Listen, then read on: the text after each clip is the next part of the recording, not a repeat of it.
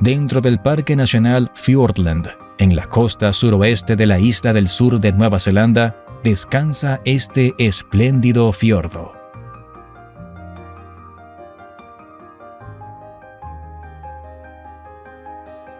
Rodeado de acantilados y picos boscosos, con cascadas cayendo desde lo alto.